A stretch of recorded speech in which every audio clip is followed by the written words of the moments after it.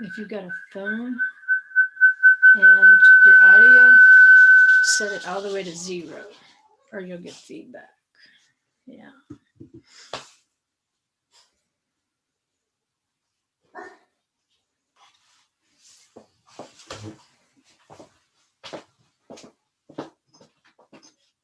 I guess you're going to be using the microphone on my computer too. Yeah, it should pick up your mic. I should have brought my Blue Yeti. Okay, everybody. I hope you can hear me all right. Shabbat Shalom. We're about ready to start. It's almost 4 o'clock here. For some of you, Shabbat is already passed, and for some of you, you're right in the middle of Shabbat. Either way, Shabbat Shalom. And I have some good news today. We have a guest speaker, Barry Miller. If you haven't heard of him before, then he's a writer, which that's not his primary occupation, but out of his experience, out of his business experience, he wrote a book called Know Your Time, Change Your World. And for those of you familiar with the creation gospel paradigm of the sevens, it's the same paradigm. It's just bringing a different area of expertise to the conversation. And I always love it when I can find things out in the real world that substantiate the pattern of sevens and the particular things, the 7 spirits of Adonai, the creation of the 7 days. When we identify the framework, and then we can use it not just to improve our lives, but to improve the kingdom. And so that's why I'm excited he's with us here today to present a little bit about how this pattern works as it pertains to Torah's financial advice. And maybe we've never just set it aside and say, oh, this is the section of the Torah where we get financial advice. But it's there. You can't deny that it's there. And that's for our good. We don't have to hyper spiritualize everything. The Father loves us, and he gives us very practical instructions through his Spirit to help us in this physical world. So I'm really excited that he's with us today to show us how this pattern works. And because we're approaching a Shmittah year, he can give us some good tips and easy to remember tips, because he gave this presentation at our congregation this morning. And so now I've got some really good tips embedded in my head as we approach the Shmittah year of how to tie up the things, or as he said, nail down those things from this last 6 years, and how to prepare for the Shmittah year, which could be very exciting. And so what I'm going to do is I'm going to just turn it over to him as the co-host, and he'll be able to share his screen with you so that you can see his slides and follow along. And I'm just going to sit here and be quiet and listen to it again, because I know I'll learn more the second time. That's always the way it works. And if you have questions, not just, questions about the universe in general, but questions about what he's presenting, because I don't know that either one of us know all the answers to the questions of the universe. But if you have questions pertaining to his presentation, then please just go ahead and type them in your chat box on YouTube. And because I also have my computer, I'm sitting to the side of the desk right now. I'll try to monitor what's going on in the chat box this Shabbat.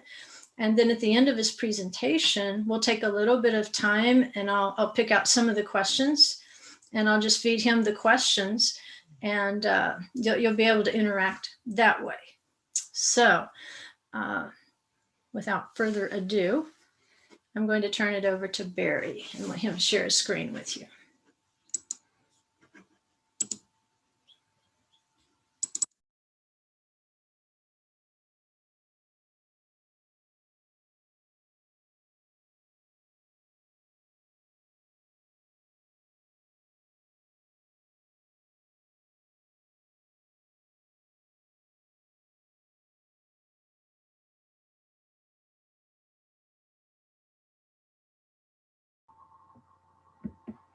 Okay.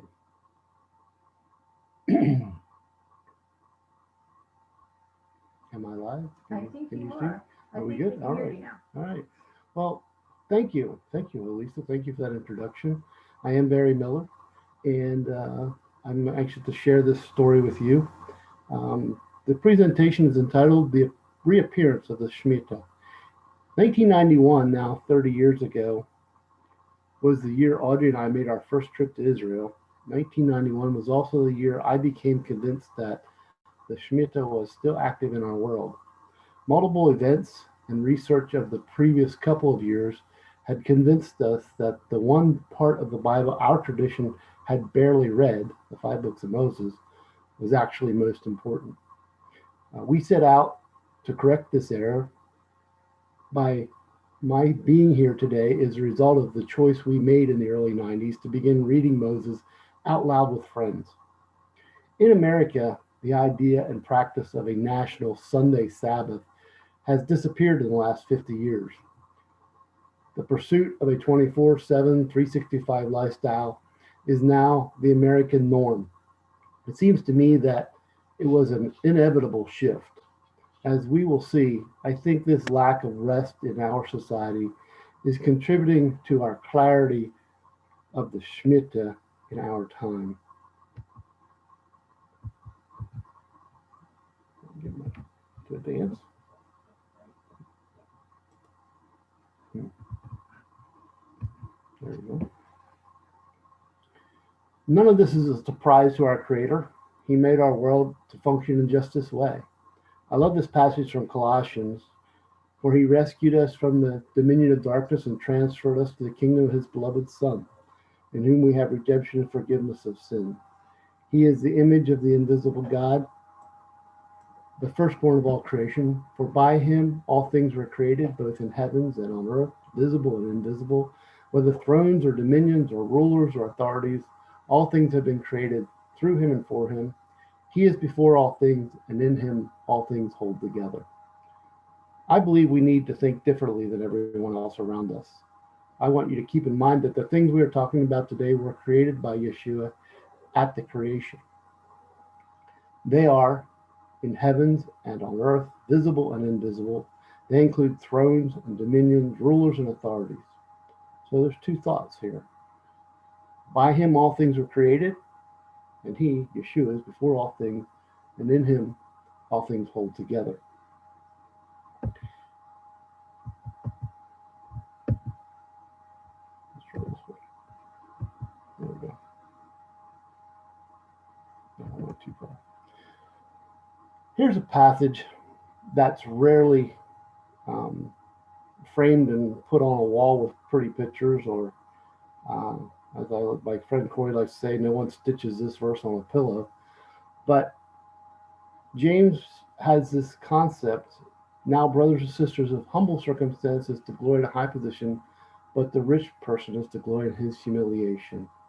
Because, like the flowering grass, he will pass away, for the sun rises with its scorching heat and withers the grass, and its flower falls off, and the beauty of its appearance is destroyed. So also the rich person in the midst of his pursuits will die out. James is teaching a stabilizing principle for a godly society. Proverbs gives us a similar passage in verse 8 of this passage in Proverbs 30. Keep deceptions and lies far from me. Give me neither poverty or riches. Feed me with the food that is my portion, so that I may be full and not deny you, and say, and you say, who is the Lord, that I will not become impoverished and steal and profane the name of my God.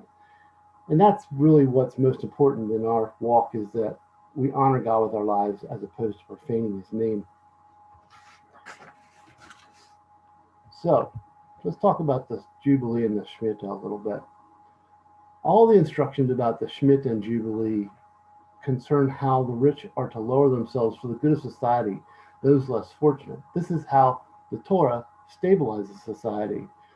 We may see in the Torah something about slaves, but if you look at that, it's really a bankruptcy justice. It's justice for someone who runs into financial difficulty, and then is able to get through a process where they can renew their lives later.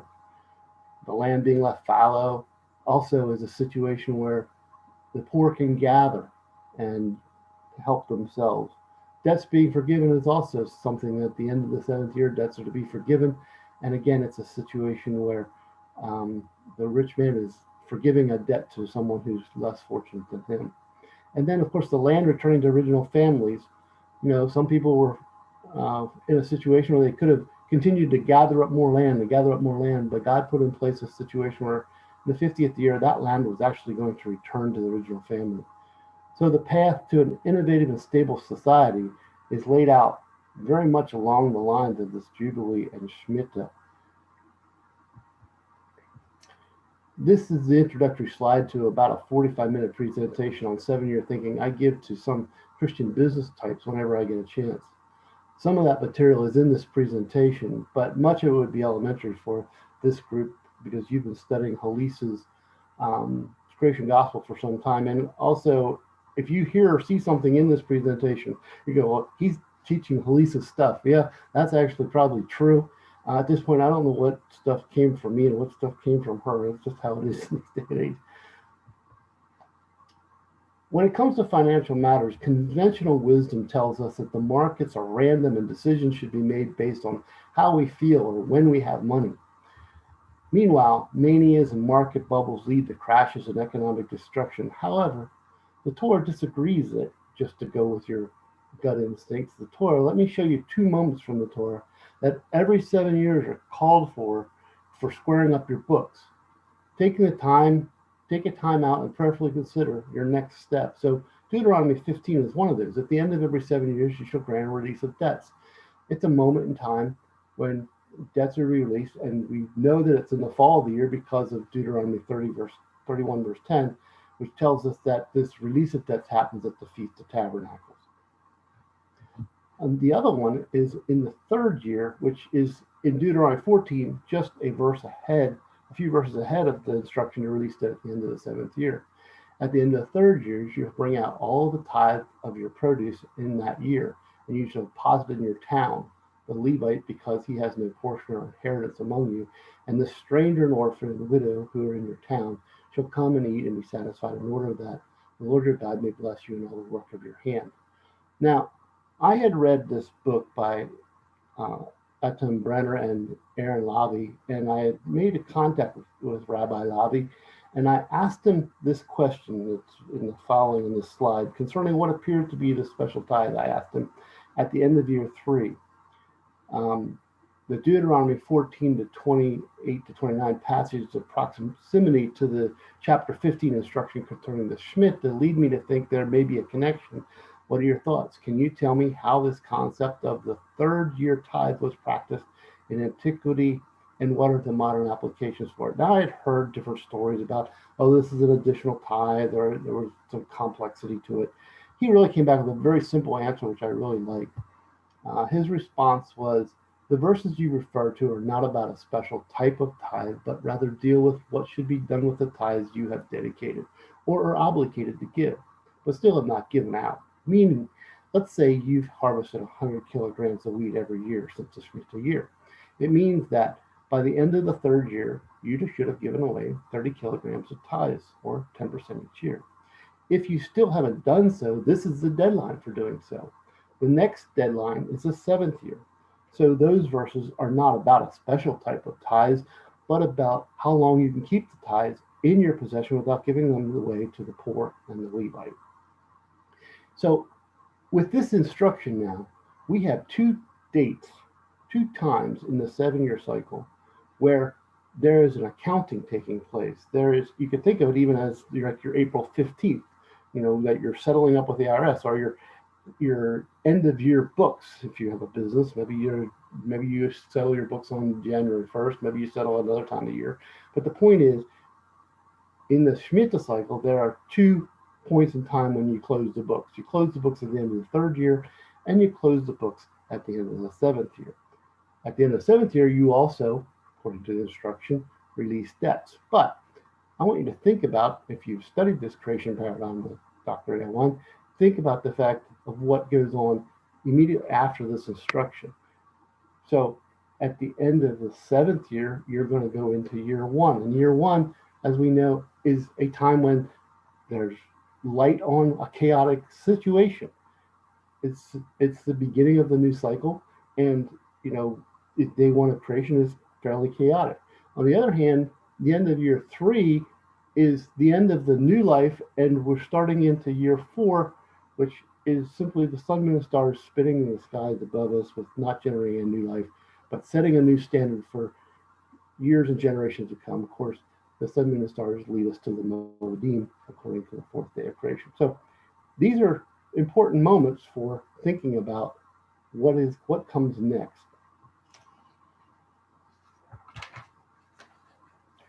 So let me give you a little story of my personal journey with this. Back in 1987, my wife and Audrey and I had purchased a new home, or an existing home, she will, but a new home for us, and we had taken on a good bit of debt. I had also made an agreement to buy a business. So in the summer of 1987, I had a lot of debt. Now, the Millers have a story. It's a story of my grandfather who was orphaned, and he worked very hard through the 1920s to put himself in a position to buy a farm. Late in the 1920s, he bought that farm. And of course, we all know what happened in late 1929. The stock market crashed, the Great Depression happened, and my grandfather lost his farm.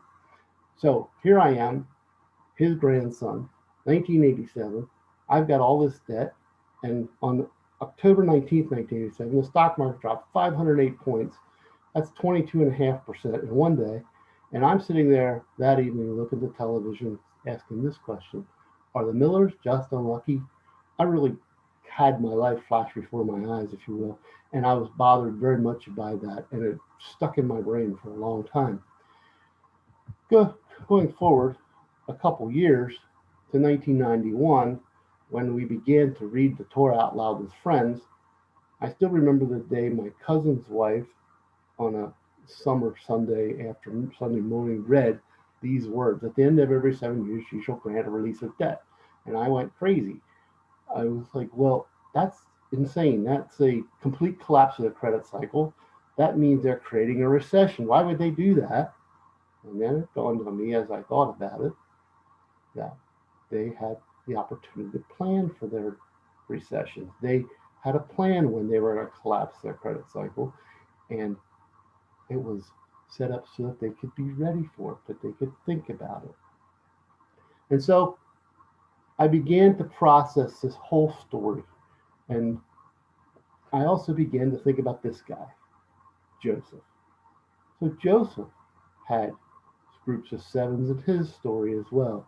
And of course, I'm someone who thinks that Joseph's story is alive and well among the nations. And so I began to think these things were connected. I was also well aware that the 50th year cycle was out there as well, and the release of the land back to the family in the 50th year would happen on the Day of Atonement, again in the fall of the year. So those seem to be important as well. Another part of this that happened was that I came to understand that Noah's flood was a jubilee event. It tells us that Noah was born and they gave him the name Rest. His name comes from rest. This one will comfort us from our work, from the labor of our hands, or it means rest. And then it tells us that Noah was 600 years old when the flood waters came upon the earth, Genesis 6:7-6. And then just to make sure we didn't miss it, when he goes out of the boat, it says it came about in the 601st year, in the first month of the first month, the water was dried up from the earth. So we can see here clearly that 600 is evenly divided by 50. So, and his name means rest. It starts to make sense that Noah's flood is a jubilee event. So what happened then, indeed, is I became convinced that the Shmittah and Jubilee cycle had reappeared because I started to put together these dates. If you look down in the bottom left-hand corner, you'll see my October 1987 and my grandfather's situation happening on October 29th on the upper right left-hand corner. But the one that I didn't quite know how to think about was the events of October 1979. I knew there had been some kind of economic disconnect in that era, but I wasn't sure what it was until I went to the library and did some research. And I came to find out that on October 6, 1979, Paul Volcker, who had been appointed the head of the Federal Reserve, which is the most powerful bank in the world under Jimmy Carter, had made the decision that he was going to discontinue trying to control the amount of interest rates and instead decide to control the amount of money in the system. And by doing so, he would squeeze inflation out of the market. But by doing that, he would also send interest rates to 20%, 21 or 22% within very few months. So those were three data points that fit in the 50 and 7-year cycle, making if October 29 to 30 is a jubilee and October 79 to 80 is a jubilee, then October 1987 would be the end of the first set of 7 years. Now, if you go forward 14 years, you come to 2009, and you have a stock market crash associated with that. There's been the tech stock that crashed from 5,000 on the NASDAQ down to 835 by 2002. Enron and WorldCom collapsed right after 9/11 plane crashes in the buildings. And then again, 7 years later, in September 2008, we had the great economic crash of 2008, which is still affecting many people to this day. So, looking at these things, I came to the conclusion, and still to this day believe, Jubilee and Shmittah have reappeared. Maybe because we've abandoned any sign of Sabbath in our lives. But let's continue. Let's talk about a week. What is a week? What is the sign in the sky for a week? Well, there is no sign in the sky for a week. You know, the sun or the earth revolves around the sun. That gives us a year. The earth spins on an axis. That gives us a day. Our months are not tied to the lunar moon, but they're approximately 30 days and have some connection to the lunar month. But week, where does week come from? It has no sign in the sky whatsoever. And yet everyone abides by the 7-day week. That simply has to mean that it comes from Genesis 1. But if Genesis 1's 7-day week is observed around the world by almost everyone, what about Deuteronomy or Leviticus 7-year week, if you will, or 7 sets of the Jubilee? I think they're probably in place as well. Let's talk about symbols a little bit. Now, we all use symbols. We look at symbols around the world. As we drive the roads, we see symbols. Here's some local signs that are common in my part of Pennsylvania. I don't know if I mentioned that I'm from Pennsylvania. My part of Pennsylvania, like Pennsylvania, we have a lot of Amish, etc. So you'll see a sign like this, which maybe you wouldn't see somewhere else, but you see it in my part of the world. Another sign that's kind of common to Pennsylvania is this sign. You know, if you see a sign like this is a sign that there's somebody living nearby who doesn't know how to use a sign or is misusing a sign, but you don't have to worry about him. He's not a very good shot. So he's just someone who misused a sign. But this sign reminds me of a story. It reminds me of the story of a woman who called the radio station to complain that one of these signs was put near her house. And she called to complain that this was a terrible place to put a deer crossing, that she sees deer hit on the road there all the time. Obviously, she's implying that the deer are reading the sign and crossing the road because the sign's there, which obviously is not the case. The sign is there to inform the drivers. But my point is, animals don't read signs. We, as people, are supposed to read signs, and we're not supposed to abuse them. We're just supposed to read them. Which leads me to Isaiah's prophecy. In Isaiah 56, he says this: all you beasts of the field, all you beasts of the forest, come to eat. His watchmen are blind, all of them know nothing. All of them are mute dogs unable to bark, dreamers lying down, who love to slumber. And the dogs are greedy, they are not satisfied, and they are shepherds who have no understanding. They have all turned to their own way, each one to his unjust gain, to the last one. Come, they say, let us get wine, let us drink heavily of strong drink, and tomorrow will be like today, only more so. Now, I have to tell you, tomorrow will not be like today, and today will not be like yesterday. And this year will not be like last year, thank goodness. And next year will not be like this year, because we know what the biblical pattern is. And what Isaiah is complaining about is these people are acting like animals and thinking each day is the same. And he wants us to act like humans, working with the revelation of Torah. And that is what this conversation is all about. I want you to think about this sign for a little bit. So this sign informs us that there's a signal light coming up. Think about how many times you've been driving along in the middle of the night and you come to a small town and the light is red and you can see to the right and to the left, but there's no one coming, there's no headlights, but you sit there at that red light anyway. And you sit there and you wait for that light to turn green. At least I hope you do.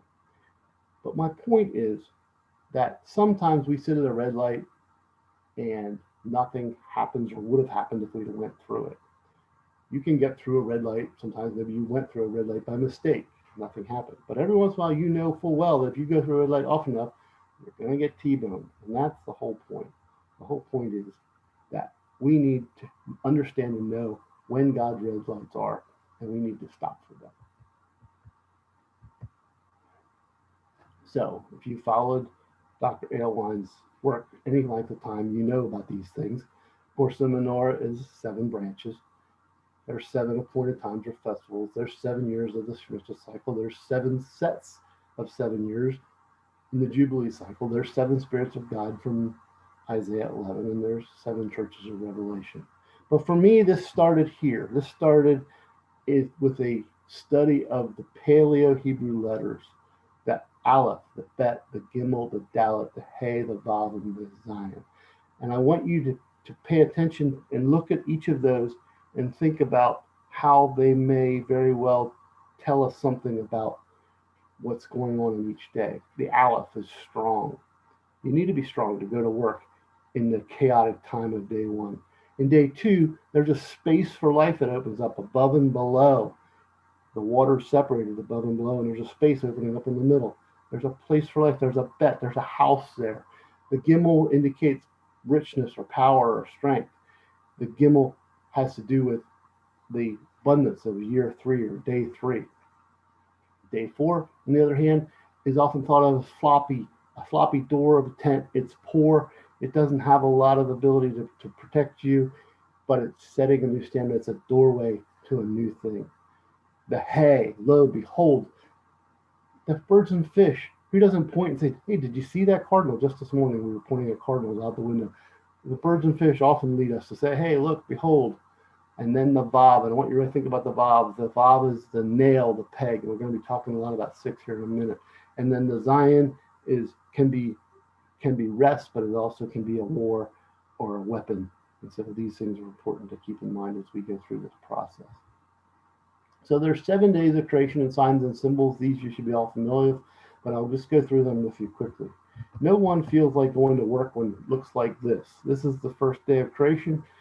There's chaotic water, wind moving over the water, and there's light on it, okay?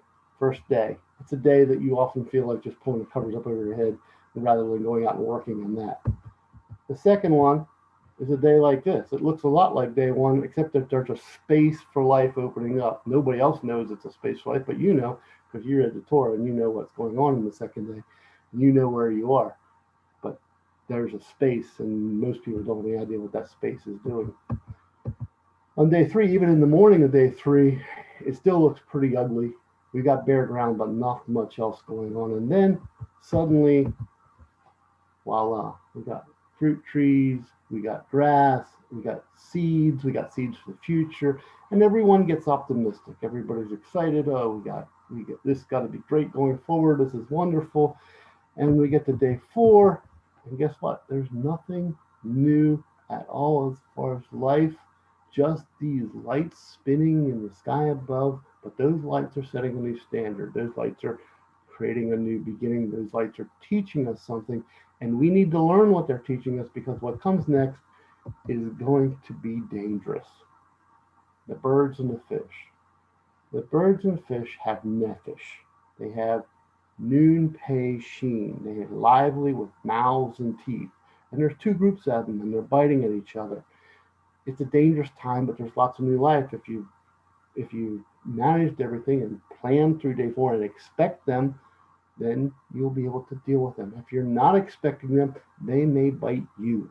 And that's the point. So we want to be aware of what's going on as we go through the cycle. Of course, if you handle the nephish animals and creatures of day 5, the animals of day 6 can be managed as well using some of the similar strategies. And of course, now we're getting close to the apex of the zenith of the creation story, husband and wife. This is the peak of the creation story. It's the peak of the 6th year. And of course, then the red light comes out and we get a Sabbath, we get a rest. I like to talk about this rest just to take this moment to say, do you realize that man was made last on the 6th day? And his first day was a full day of rest. He didn't earn it. He didn't even know how it worked yet. But by being given that first day, that's the gospel right there in Genesis. You don't earn your Sabbath. It's a gift. Always a gift. So every Sabbath should remind you of the gospel message. So now I want to show you this chart, and you'll need some time to look at it. I want you to look at top left. 7 years of work for Rachel. I have a 4 up there. I believe that's the 4th pattern of the creation 7 and the paradigm of 7. Notice that Jacob's working 7 years for Rachel. There's no new life. They didn't get married yet. There's no, it's all new. It's all just work. There's no new life at all. But I want you to remember that later in Joseph's dream, he sees Rachel as the moon, which is very interesting. Anyway, day 4. Day 5, you have 2 groups fighting. Lots of new life. Leah and Rachel, they're in a struggle with each other at 5, but there's lots of new life. There's fighting and going on. And then I want you to notice that Joseph was born in year 6, which is a whole other level of this conversation, but things tend to get better near the end of 5. That's just an important point. In the 6th cycle, Jacob gathers animals. A very 6th cycle, 6th year, 6th day thing. And then at the end of that 6th cycle, he flees Laban after consulting with Rachel and Leah. And as amazing as it is, Leah, Rachel, and Jacob are all on the same page that they will be leaving Laban and going to Canaan. And what do? They go, they make peace with God. Jacob wrestles the angel, as you recall. He meets Esau, he makes peace with Esau, and Jacob takes his family to the promised land. It's a perfect thing to do in the 7th cycle. But Joseph is 17 at the Jubilee. And what happens to him? Just like Noah's flood, he gets washed away. He gets sent to Egypt. So he's in slavery in Egypt. We don't know if that was 7 years or how long. What we do know is that he's 30 when he finally stands in front of Pharaoh. And I want you to notice there's 13 years from the time Joseph goes into slavery till he stands in front of Pharaoh. So that means in all likelihood, Joseph is standing in front of Pharaoh in a 6th year of the 2nd cycle. That'll come up later as we go a little further. When Joseph is standing in front of Pharaoh, he knows where he is in this calendar. He's been taught this calendar by his father and possibly his grandfather. And he knows that what comes next is 3 and 4. And he knows the pattern. When he hears Pharaoh's dream, he's 7 fat, 7 lean. He says, I know what that means. He's heard Pharaoh and he knows the cycle. He tells Pharaoh, this is what God's going to do. All right.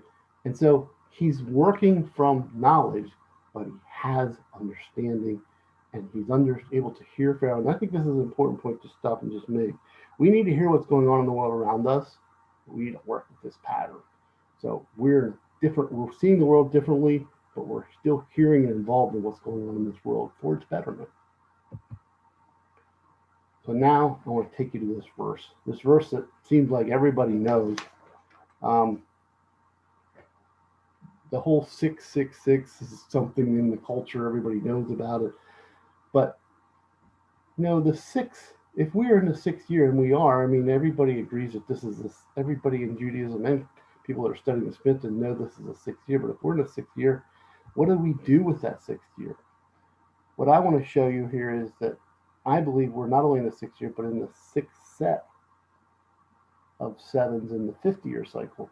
So we're in a sense in a 6-6. I'm not going 6-6-6, but 2 sets of 6 is the 6th year of the 6th cycle.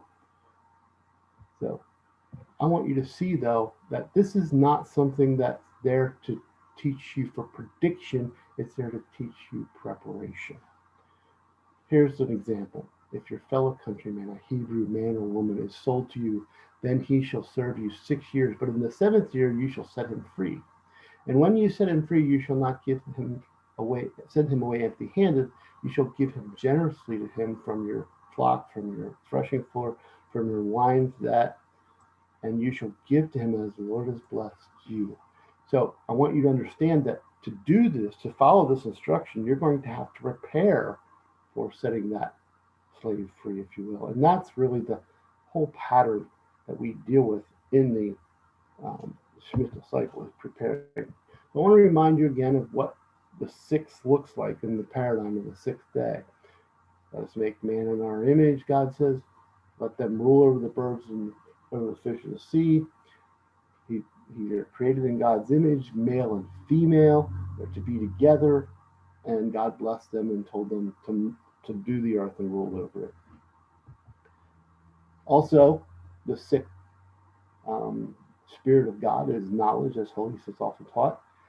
And so we want to be looking for not just spiritual knowledge or divine revelation from God. We want to look for that, but we also want to be looking for what's happened in the last 5 years that has given us more wisdom or understanding or knowledge that we're looking for.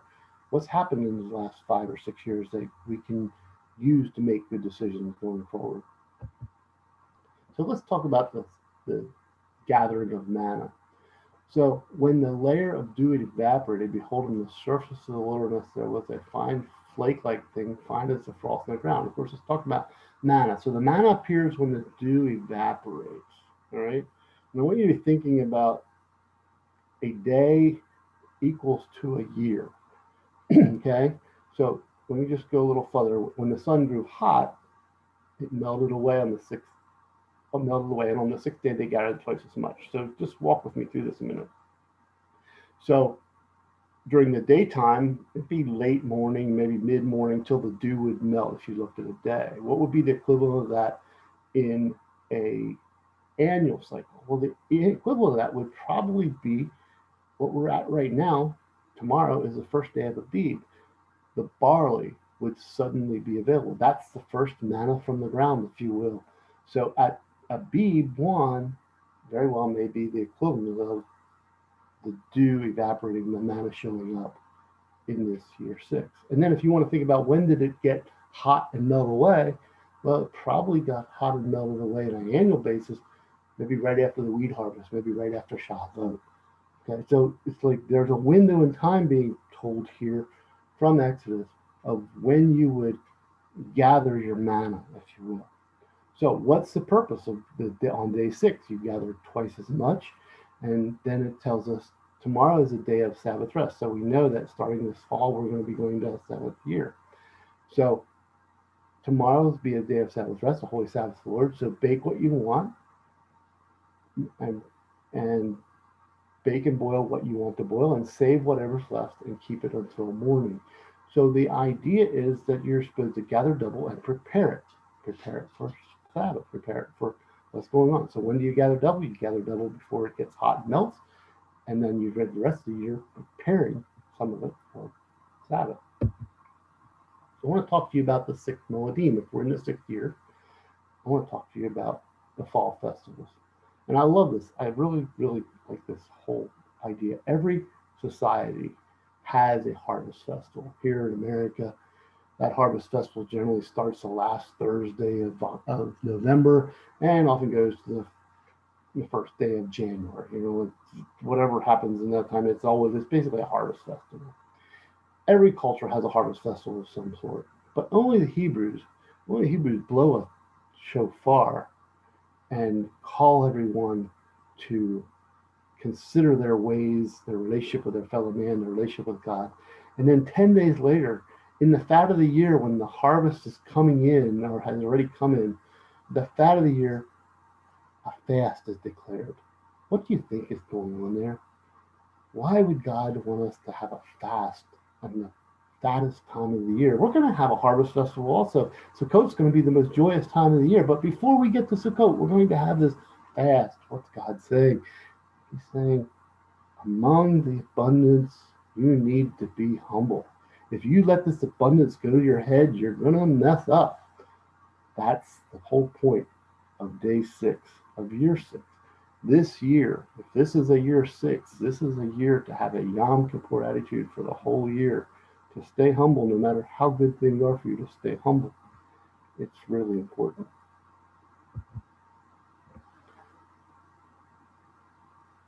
So the next one I want to talk to you about is the Church of Philadelphia. Now you may look at that church building over there and say, what does that have to do with anything? Well, I'm from the Church of the Brethren tradition, and this is the Church of the Brethren in Germantown, Pennsylvania, which is just outside of Philadelphia. My ancestors would have gone through this area and likely were part of this congregation just after they got off the boat, probably in the 1700s. And to this day, that congregation still exists. And as far as we're concerned, that's the Church of Philadelphia.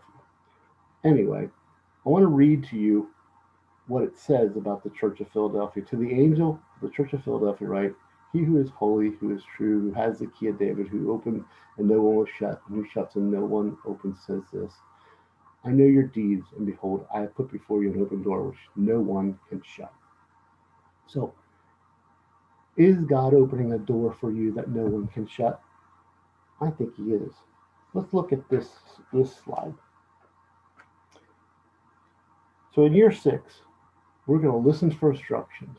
We're going to look to nail down. Remember that Vav? That was a nail. We're going to look to nail down some of the gains that have happened since year 1. 2, we're going to be careful to function as human, made in God's image and not as an animal. In 3, we're going to walk in the spirit of knowledge in year 6. 4, we're going to gather double, prepare some of what is gathered for year 7. 5, we're going to have an attitude of Yom Kippur all year long. It's a year of judgment, just like Yom Kippur is the judgment day. We're going to wait. We're going to know it's a year of judgment. And 6, we're going to believe that a door is open for us and that no one can shut it. We're going to be an overcomer. So now I want to talk to you about another year 6, cycle 6 in your Bible. This is the last verse of Genesis 30. Genesis 30, verse 43. So the man became exceedingly prosperous, speaking of Jacob, and had large flocks and female, male servants, and camels and donkeys. Do you see the 6-day pattern there? He becomes exceedingly prosperous. He's got large flocks, female, male servants, animals, donkeys. This is the 6. So let's just start looking at some of the things that say 6 in this passage as well. Jacob saw the attitude of Laban. Behold, it was not friendly toward him as formerly. And then the Lord said to Jacob, return to the land of your fathers and to your relatives, and I will be with you. So do you see Jacob operating in the gift of knowledge here? He's working from knowledge of information that he has gained in the last years. He knows how Laban and his sons acted toward him in the past. He has knowledge of that. Now they're not friends, so he knows that's a problem. But then he also hears from God. He has divine knowledge that he gets from God. Time to move on. So what does he do? He calls Rachel and Leah into the field. And he says, this is what God showed me. Are you with me? And they respond, do we still have any portion of inheritance in our father's house? Are we not reckoned by him as foreigners? For he has sold us and has entirely consumed our purchase price. Surely all the wealth which God has taken away from our father and belongs to us and our children. Now whatever God says to you, do. Right? And so there it is. Jacob and his wives are together as one in a 6th year. And then this passage from Genesis 31:41 is clearly telling us that it's a 6th. These 20 years, he tells Laban, I have been in your house. I have served you 14 years for your 2 daughters, and 6 years, there it is, 6 years for your flock, and you changed my wages 10 times. So he's clearly laying out that this is a 6th year that he's talking about. Now, these pieces here are interesting in that we see the story of Rachel stealing the images. But also notice it says, and Jacob stole away unawares to Laban the Syrian, in that he told him not to be fled. So like a thief in the night, Jacob fled, right? And that might start ringing some bells with you. And then it was told Laban on the 3rd day that Jacob had fled, and he took his kinsman and pursued him a distance of 7 days' journey, so that's a total of 10. So he stole away, and 10 days later, Laban catches up to him. 10 days of awe? Well, maybe. And God came to Laban, the Aramean, in a dream of night and said to him, be careful that you do not speak to Jacob either good or bad. Jacob will interpret that for Laban.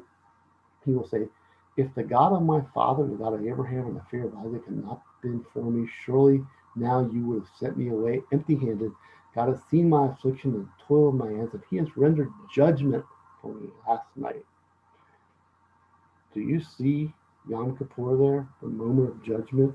Do you see Jacob telling Laban, look, what happened here was God rendered judgment for me. And you also see Jacob nailing down his gains from the previous 5 years.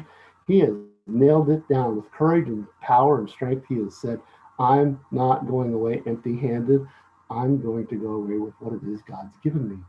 And he made the move. It took courage for him to do that. So I want you to look at this pattern again, and I want you to see this 5781 we're living in. And I want you to see that this is the pattern of the year we are in. Now, what does that mean for you? Listen, I don't know. All I want you to know is this is the pattern of this year. I've been thinking about this for a long time. As we got into this year, I began to really ponder what that means for us. And each of you will have to make a decision, but ultimately, we need to be paying attention to what it means to live in this 5781, who's definitely a 6th year of the Shmittah cycle, and I believe it's also the 6th cycle of the jubilee cycle. So let's talk about year 6 one more time. We're going to listen for instructions. We're going to look to nail down some of the gains since year 1. We're going to be careful to function as humans made in God's image and not as animals. We're not going to see every day the same. We're going to know that it's a year 6. We're going to walk in the spirit of knowledge from both experience and divine. We're going to gather double, prepare some of that, of what we gather for year 7. We're going to have an attitude of Yom Kippur all year because it's a year of judgment. We're going to be very circumspect. No matter how much abundance comes into our possession or whatever, we are still going to have that Yom Kippur attitude, that fasting attitude, if you will. 6, we're going to believe and act. A door is open for you and no one can shut it. Whatever it is you know you're supposed to do, you know doubly now that you're supposed to do it now. This is the moment, sometime in the next 6 or 7 months. And ultimately, our goal is freedom, not only for ourselves, but also for others. Those are the messages of year 6. So I want you to see this chart. It's on my website. You can look at it. I'm humble about my dates. If someone can show me that there's another way to look at this, I'm happy to do that. But I've been looking at this for 30 years, and I just can't see it any other way. Maybe someone can change my mind, but know for sure it's a 6th year. I believe it's a 6th year of the 6th cycle. Back to Colossians. For he rescued us from the kingdom of darkness and transferred us to the kingdom of his beloved Son, in whom we have redemption and forgiveness of sins. He is the image of the invisible God, the firstborn of all creation. For by him all things are created, both in heavens and on earth, visible and invisible, whether thrones or dominions or rulers or authorities. All things have been created through him and for him. He is before all things, and in him all things hold together. Questions? Ideas?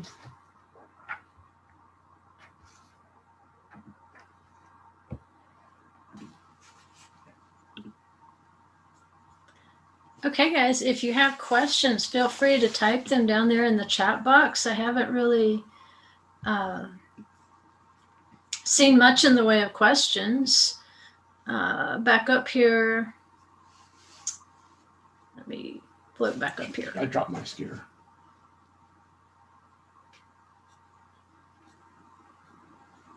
I know I saw it. It had, okay. Jack Oxenrider was asking maybe some explanation of food raised and our consumption of it. Maybe address that as a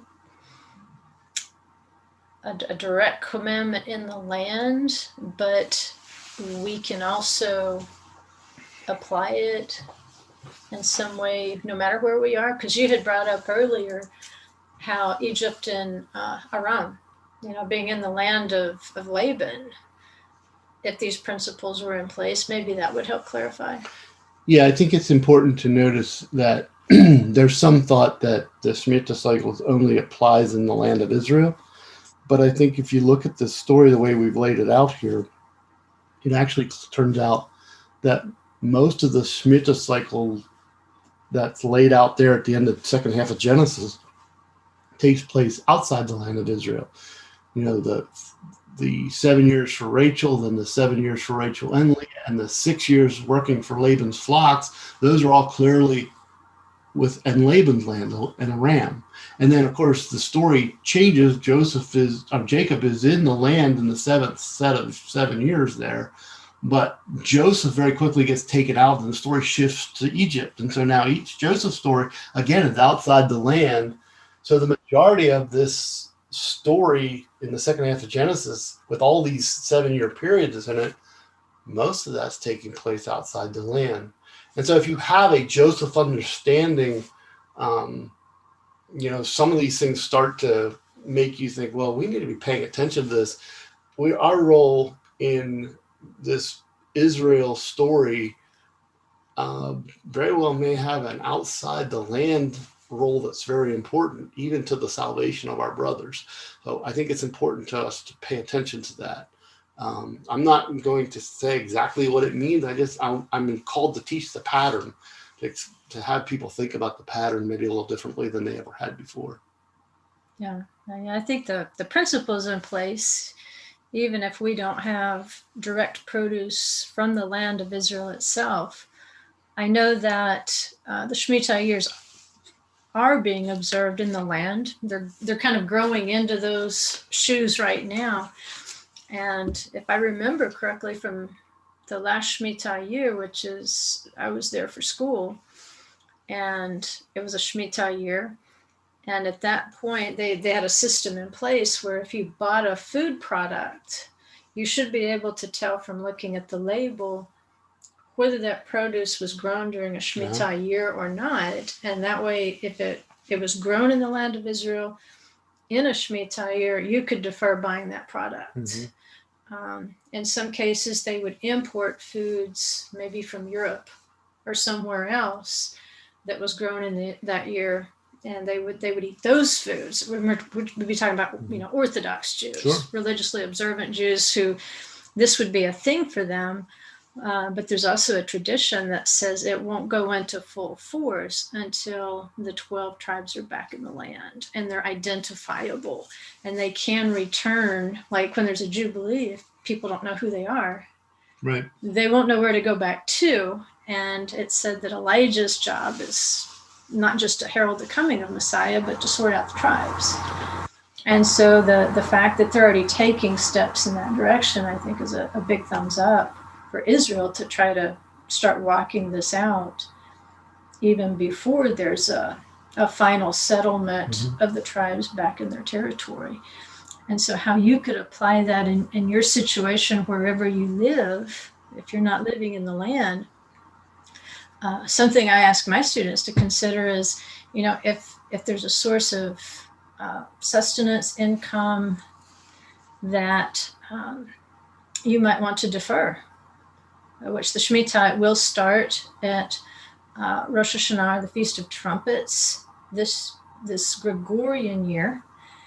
And then the shofar will be blown 10 days later at Yom Kippur. And that, of course, would signal you can go home now. But you're going to have 10 days with the king is the idea. From the time of the first shofar that's going to be blown at the Feast of Trumpets, then you celebrate with the king for 10 days, and then you're released on the Day of Atonement 10 days later. And so I've been looking, personally at what are our sources of income, our gardening, is there something that I could set aside in my life that would be a signal, to the Holy One, I believe your word.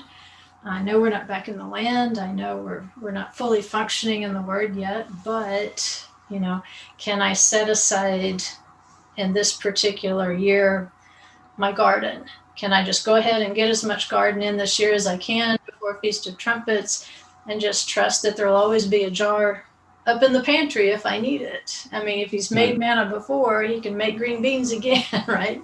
Right. So, and that would be something I would suggest, personally, just take a look at how you live your life and find an expression of that faith. I also like to think about that seventh year in an agrarian society. So the people involved in agriculture, which would have been the majority, suddenly their normal livelihood's not available to them. But, the blacksmith, he still can do his blacksmithing, and the harness maker can make his harnesses. And the guy that's driving oxen with a plow for 6 years, he might have had some ideas how to improve the plow. And so he's going to go down to the blacksmith. He's going to say, I've been thinking about this. Try this. And the blacksmith says, well, I need an extra set of hands. Well, guess what? I'm here. I got the extra set of hands. And so, I think it's an innovative society. And so I encourage people in the seventh year, there's no just sit around and wait. There is things you can do. It's just not planting.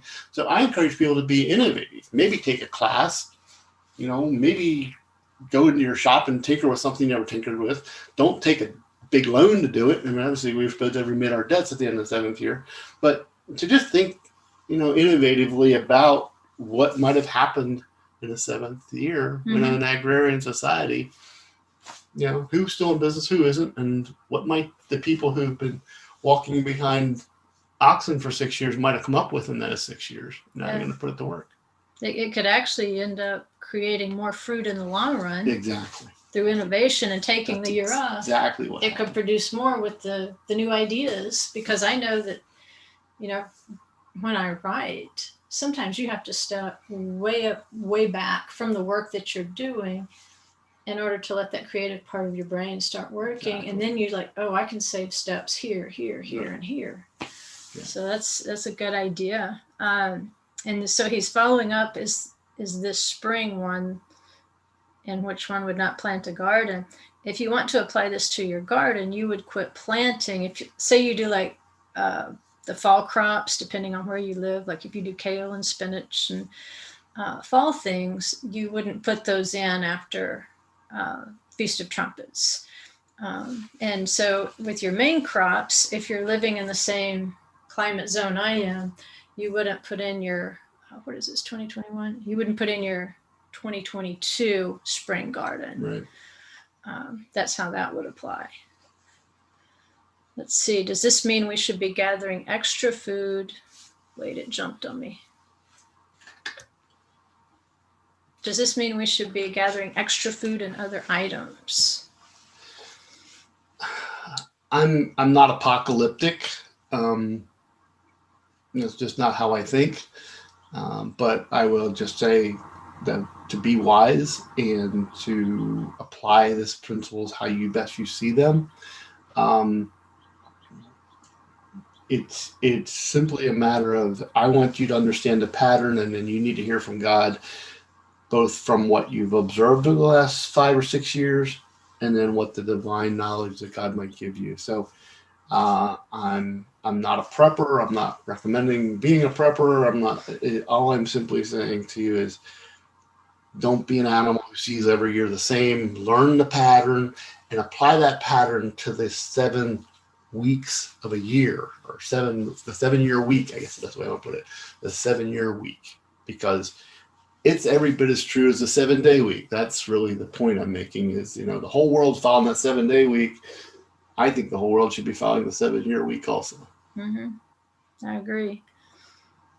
Jack says, can you eat what comes up naturally from the garden? The answer would be yes. Like if you grow heirloom tomatoes and you leave them in the ground, they'll come up later probably than if you planted them, but they'll still volunteer. We have Roma tomatoes that come up each year all by themselves, so I just kind of avoid that area and let them do their thing. But that means I'll have Roma tomatoes later in the season. And so, as long as that produce is available to anybody, including the animals, you can't chase the deer away, you can't chase the raccoons away. Even the beasts get to eat from that which grows naturally. It's considered to be divinely caused, I'm trying to think of an equivalent English word, that Adonai actually causes those things to grow like Jonah's gourd, the vine that grew over him. It was supernaturally caused to grow. So there's an element of the supernatural in what volunteers in that Shmittah year. So you're kind of eating what God made grow. And as long as you're willing to share it with anybody that walks by.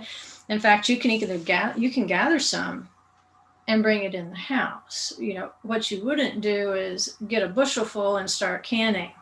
Right. That you wouldn't do. Let's see. Melissa was asking something about a sale of a house, but I think it got separated. She says, I've been trying to sell my grandparents' home to move it out of a crazy area of California. I'm trying to get everything done before fall. Okay, let me find the rest of it. But if it doesn't sell, where did she go? Oh, if it doesn't sell, we'll just fix things up to rent. I don't care which way it goes as long as I'm not going against his will. Does this make sense in the pattern? Yeah, I think so. Again, you know, you're in exile. I like to encourage people to think about the instruction that James gives in Acts 15 to hear Moses read every Sabbath. Obviously, he knows the Holy Spirit has fallen on you. He wants you to know about these things. And so that's kind of my approach when I teach this, is I'm trying to make sure you know about these patterns. And I want you to hear God for your particular situation. And you know, I think you've got the right attitude and spirit about it. You know, you're going to test the waters and see if you can sell it. If you can't sell it, well, then maybe we're going to rent it.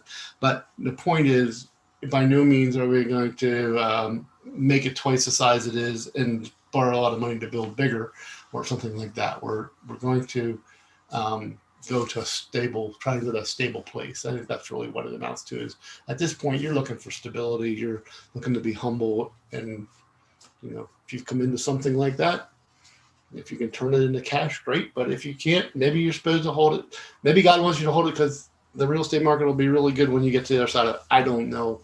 That's why you need to be hearing God for your situation. That's a good idea. I think Donna's question is kind of like that. She says, what are the implications for timing of moving and buying a home? Maybe during the Shmittah is not the time to do something new. Well, it depends. You know, Jacob's obviously pulling up stakes and heading to the land. You know, but he's going with wealth. All right. So the question is, are you going with wealth, or are you going to have to borrow wealth for what you're going to do? So if you're going with wealth, then by all means go. But if you're going to have to go borrow a bunch of money to do what you're going to do, now you need to stop and think, now, wait a minute, that doesn't make any sense. So, you know, again, it's the circumstance you find yourself in.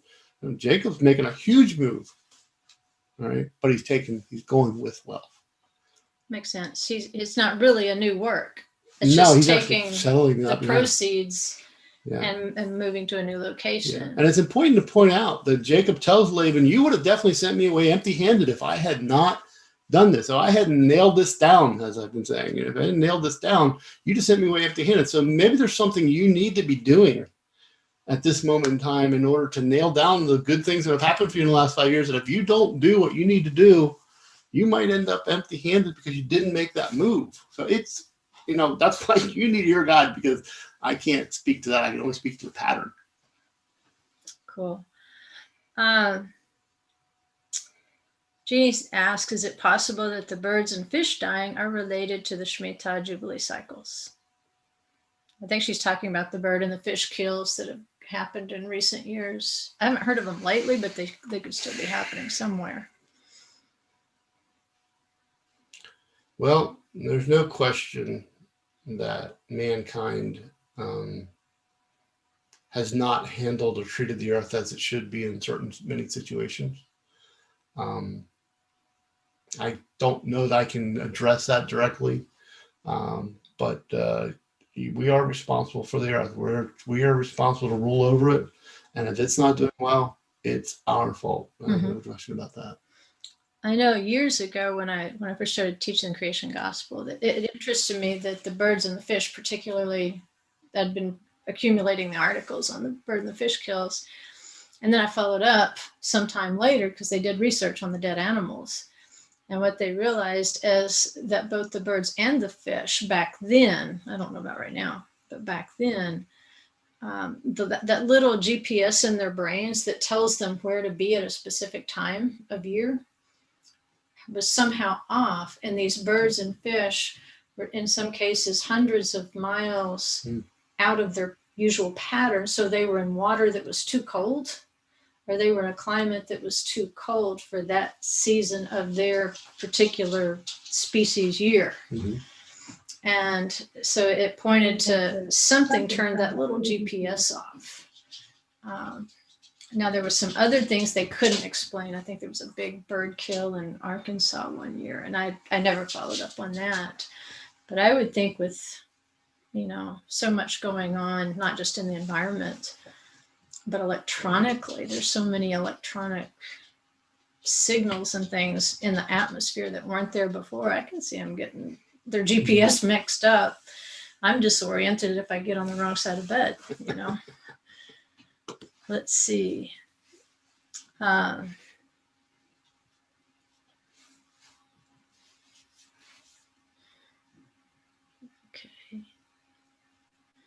Somebody asked, so we're trying to sell a house to buy a bigger house. Is this not a good time? I think you kind of addressed that with the other. Yeah. Think about it. It may not be the time to go bigger. It may be, but are you doing it with money you have, or are you doing it with borrowed money? Right.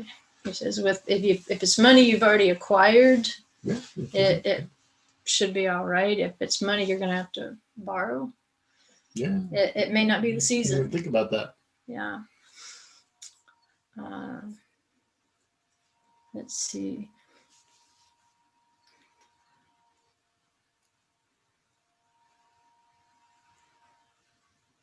Would 2022 be a bad year to financially invest?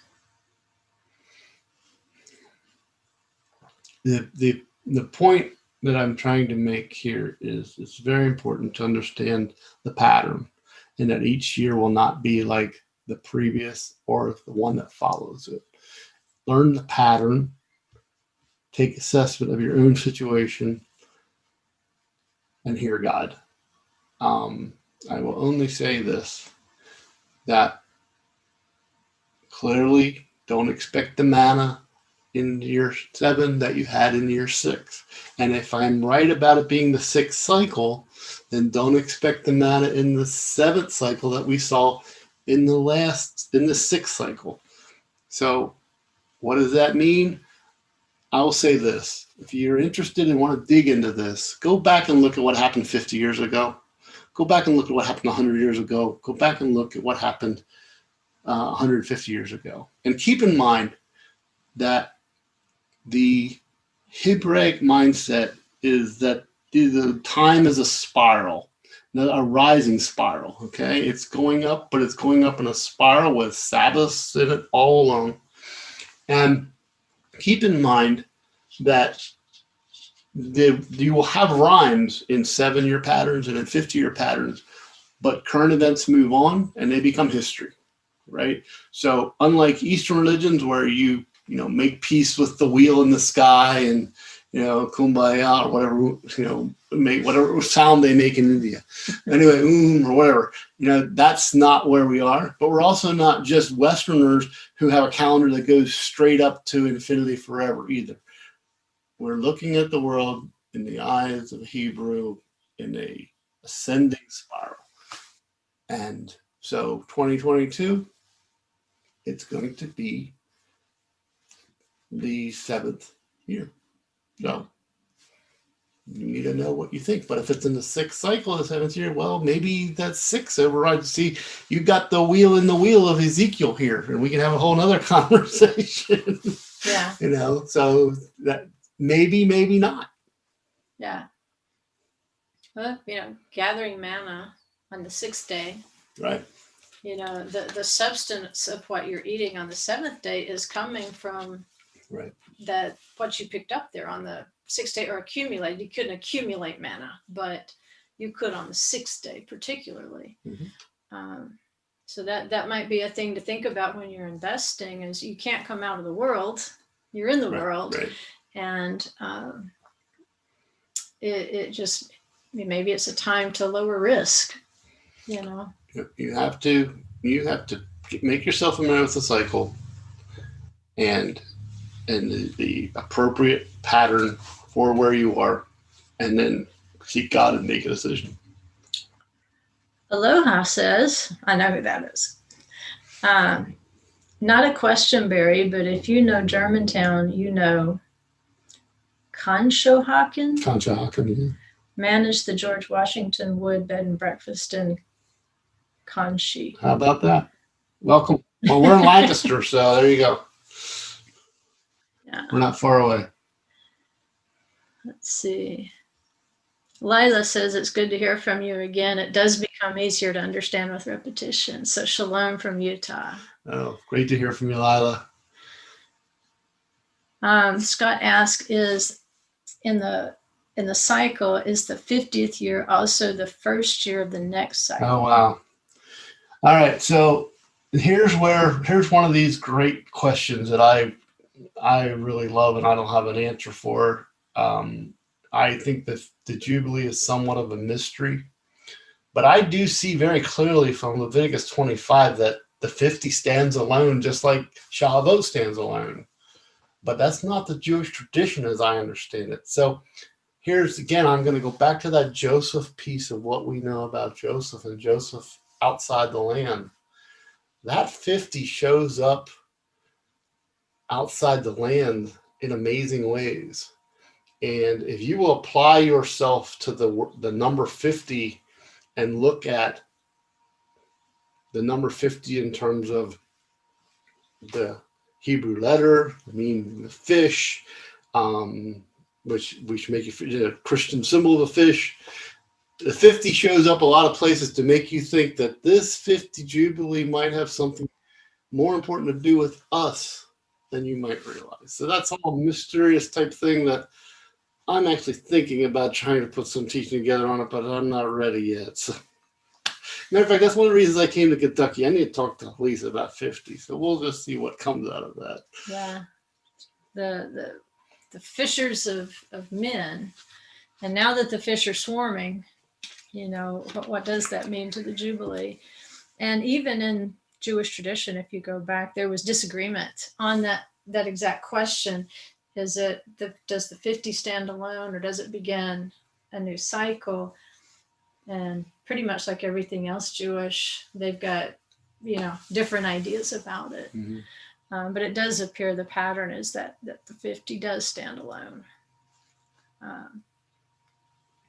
Let's see.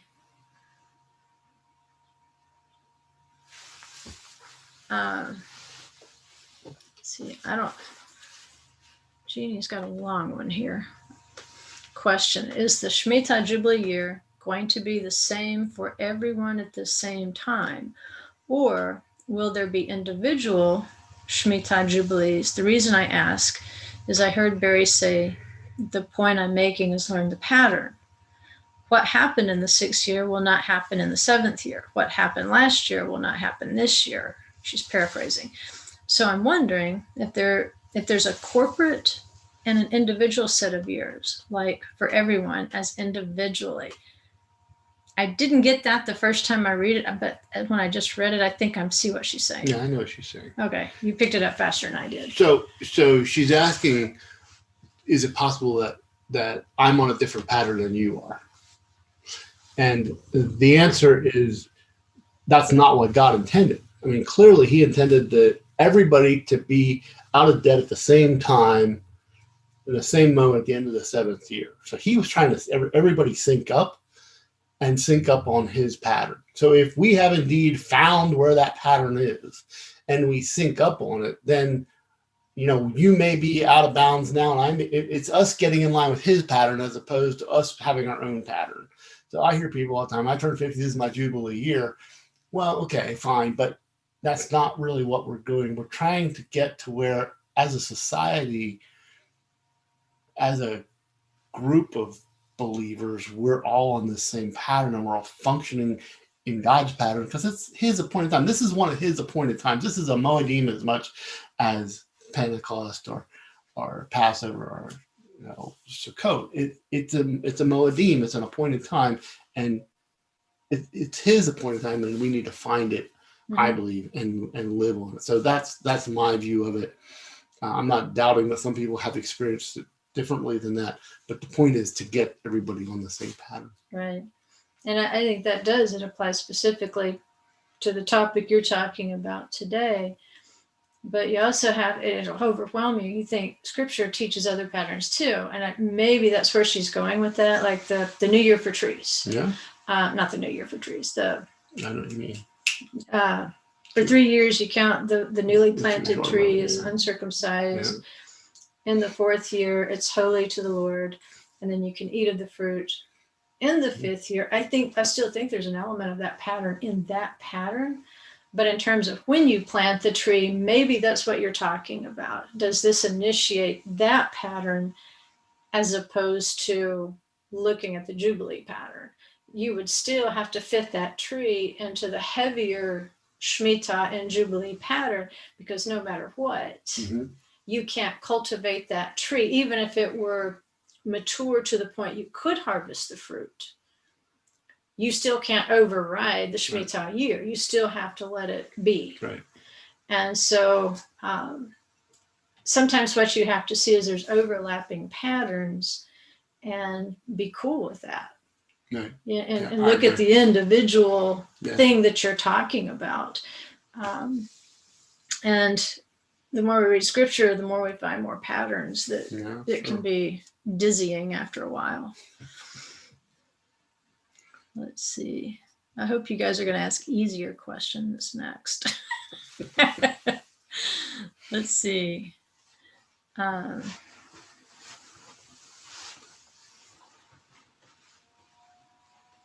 Says gold and silver does follow Fibonacci sequence, a spiral ladder, and does show a menorah as it trends on graphs on bear and bull markets. After all, the gold and the silver belongs to Adonai.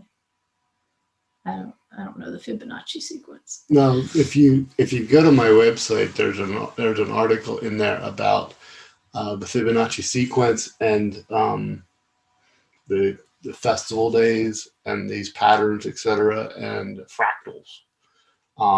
You might find it interesting. So I encourage you to look for that. I have no doubt that these patterns are there. However, I would point out to you, and one of the things I say in that piece is that a Fibonacci number is 8, and the Sabbath comes on the 7th. And that pattern holds true throughout all these. As you walk through the patterns, what happens is God is creating a Sabbath right before you get to another Fibonacci number. He's keeping you from the collapse. So take a look at that. Pay attention to that. It's very interesting.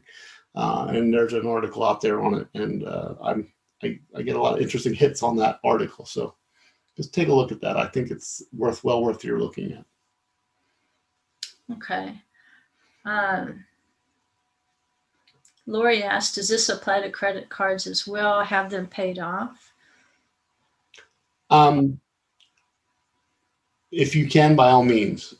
What I really am trying to say to you is, don't put on more debt between now and the end of the 7th year if you can at all avoid it. Don't buy the new car. Don't, but because understand that no one's going to forgive your debt. And try to be in that rested, strong position that you can be when the chaos of day one comes, and you have to go to work amidst that chaotic mess that's going to be there on day one. Mm-hmm. So you want to be as strong. You want to be that strong ox and be ready to go in there. So does that mean that you, don't give your child shoes? No, it doesn't mean that at all. So it's again back to James. In Acts 15, you're supposed to read it and apply it as best you can. Yes, by all means, get rid of credit card debt if at all possible, anytime. But ultimately, the point I'm trying to make is that find a way to get on this pattern and you'll see miracles follow it. I promise. Yeah. And I would say in financial situations in general, not even to do with the Shmittah year, we have to be careful that, like Yeshua was tempted, like, okay, jump off this high place. And, it's written that the angels will bear you up, lest you dash your foot against a stone. And Yeshua came back with, it is written, you shall not tempt the Lord your God. And so sometimes we will jump off a financial cliff and then start quoting, my God shall supply all my needs according to his riches and glory, out of context. Right. And Yeshua didn't allow that to be taken out of context. He says, you shall not tempt the Lord your God. And then James, I think his half brother, kind of clarified it. He says, you ask and you have not because you consume it upon your lust. Mm-hmm. It's the prayer, what you were craving in this prayer was inappropriate. And so, that's something to think about at any time, on any day, with any debt, is am I throwing myself off a cliff without a reasonable assurance that a parachute would open, rather than just praying on the way down and hoping something would happen? Because it can be faith, but it could also be tempting God. And I think we ought to be really clear on the difference before we jump. I would point out that there's a lot of people who are anti-debt anytime.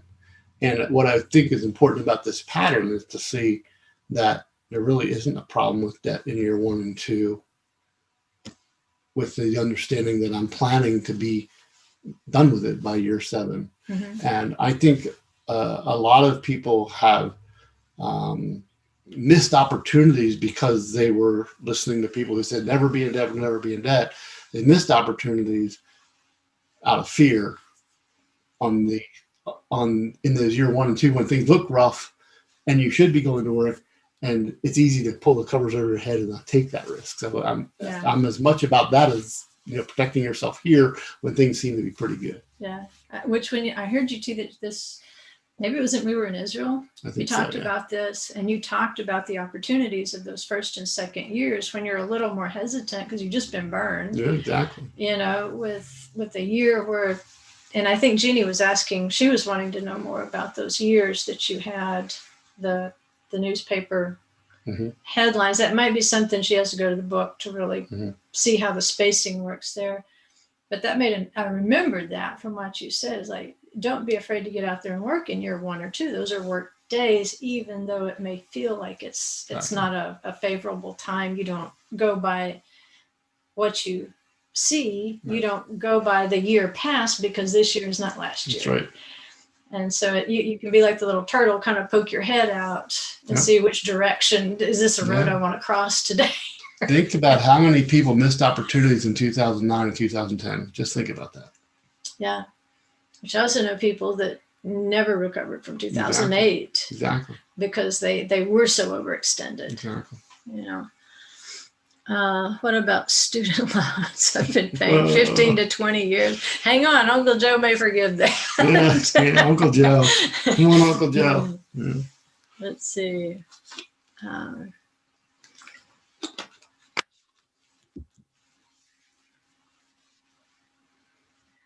All right, guys, I tell you what, you're still kind of feeding me a few questions here, but I have been very ungracious to my guests. I've worked them very hard on Shabbat. So that just in case they might be willing to return and do this again sometime, I'm going to go ahead and bring this to a close and say Shabbat Shalom. I learned more hearing this the second time. I heard it earlier today. I listened and I was able to acquire more listening to it the second time around, which is probably more like the third time around for me, but I've slept since then. And so I'd urge you, once this, goes back up, YouTube has to do something to get the recording ready, and that'll be on there for you. I suggest you just go back and, like somebody said, the second time around, take notes and just like listen this first time and then take your notes the second time. And then, once Shabbat's over, you may want to go get a copy of that book. Oh, is it on Kindle or just Yeah, paperback? you can get it on Kindle, you can get it on Amazon. Yeah. Anytime I can get the book myself and mark it up, I do better. So something happens in my brain that's and good. the website, there's more, the charts and things are on the website, which is, I didn't get the charts in the book. I was a newbie author, still am. So use the website to help you with the book. Okay. All right. Well, thank you, Barry. You're and welcome. I enjoyed it. Thank you guys for participating and interacting with us. I know that's sometimes difficult, but with two people, it actually works. So I may have to find somebody else to come sit with me every week, so we can do more interaction. But again, Shabbat Shalom. And we will leave this up on YouTube for you. It'll be public access. You won't need some private code to get in there. And spread the word, and maybe we can have Barry back and he could present another angle. There's lots to talk about when you talk about these cycles. So Shabbat Shalom, everybody. Have a great week. We love you. Thank you. And be looking for that leaven before Passover, or look out, it might be looking for you. So be careful. Goodbye, everybody.